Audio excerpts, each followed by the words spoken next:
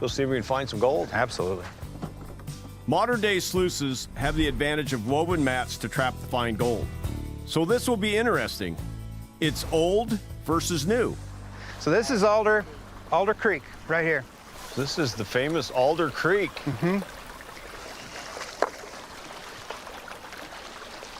Pretty antique. It is, but it's better than panning everything. I know it, exactly.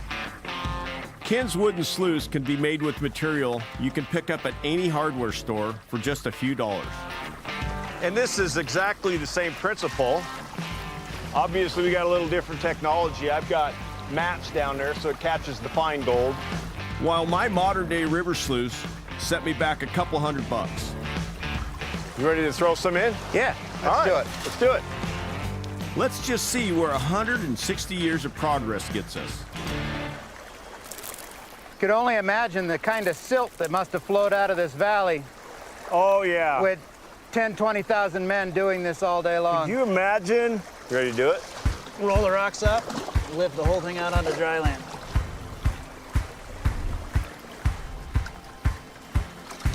Well, I got mine cleaned up pretty good, so I'm gonna start. I got 1, 2, 3, 4, 5, 6, 7, 8, 9, 10, 11, 12, 13, 14. 15, 16, 17, 18, Oh, there was 19. 19. So I got you? I think you did. Between us, this old creek just turned up $40 worth of gold. But the 1860s has got me by one flake. Just goes to show, when it comes to thinking outside the sluice box, drawing from old techniques is just as valuable as new.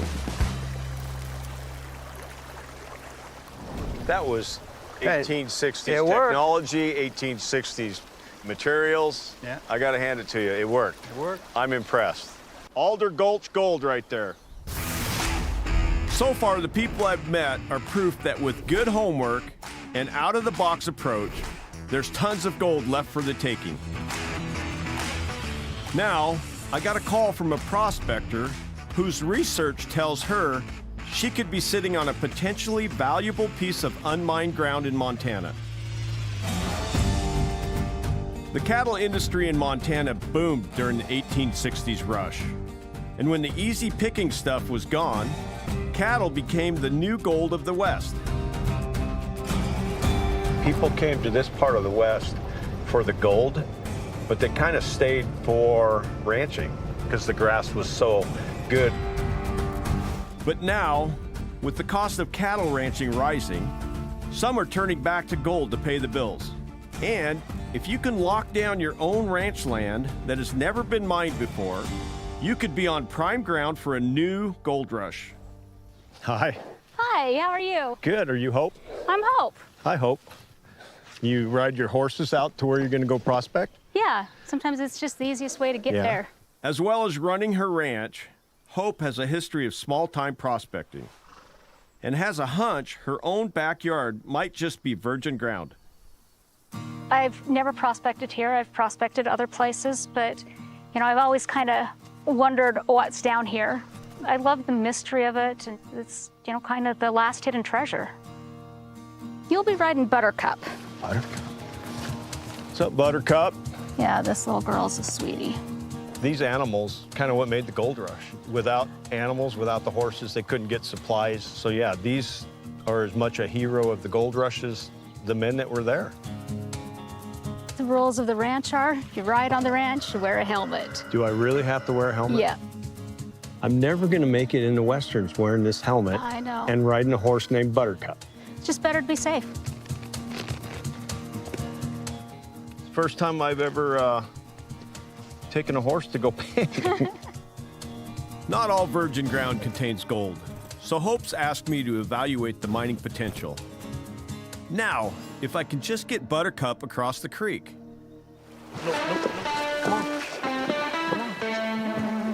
He's like, no, not going. Wants to go back to the ranch? Come on. There you go, good boy. It's a nice little shady spot for him. Okay. The first step, find a spot to pan on the river. Lots of red garnet sand. The old miners probably thought it was rubies, Yeah, exactly. Little did they know, it's just garnets. I might try down here where the water kind of slows down. Gold from higher in the mountains is carried in streams and river bends. As the current slows in the river bends, heavy gold drops onto the rocky beds. So, that's where we're starting our search. Are you a Montana girl? No, I've been here 10 years and I love it. Okay. I grew up in Idaho and then lived in Utah. What brought you to Montana, Hope? My little boy has autism. So I started looking at all the states around me that had autism insurance, and this area was kind of the closest I could find. We just started over, sold everything we had, and we found an old camper and pulled it up there. You were sleeping in a camper? Yeah, With how many kids? With 3 kids. Oh my goodness, Hope. Yeah. To be near a school, single mom Hope and her 3 kids lived in a trailer on the banks of a gold-producing river. So we lived totally off the grid, and there were these 2 miners there. Tim and Jesse, and Tim was just great. You know, he taught us how to mine. Back when I started, we found a piece about the size of a pencil eraser. Nice. Yeah. I'll be darned. It was here she started gold hunting, which helped support her family through a difficult time. We did find about an ounce the first summer. We did sell some to tourists in town, and Okay. you know, would buy a pizza here or there. Okay. It also helped pay for like football things that he needed, or some of his things through school. Really? Yeah. And did the mining help your, like the son with autism? Did- Yeah, I think mining really helped him too, because we didn't have room for toys, so this was our toy. You just go out and mine and you forget about all the problems, and yeah, it was amazing the difference in him. Yeah, now he's studying to be a diesel mechanic. You know, I refuse to give up on him. That's an amazing story. I love how gold has brought your family closer together, and you've kind of survived some really difficult times. So thank you for sharing it with You're me. welcome. You got any gold in that one? Come on, Hope. Show me some gold. Just a little tiny bit right there. There's 1, Oh yeah. 2, 3. See how it glows? The river is rich with gold, but for bigger returns, Hope would need to get a permit to go deeper. For me, as a miner, I look at this stream like I could probably make some money at this, right? I could probably make good money. There's gold in there, you know, a couple pans, we're finding gold in every pan. She could be sitting on $1 million.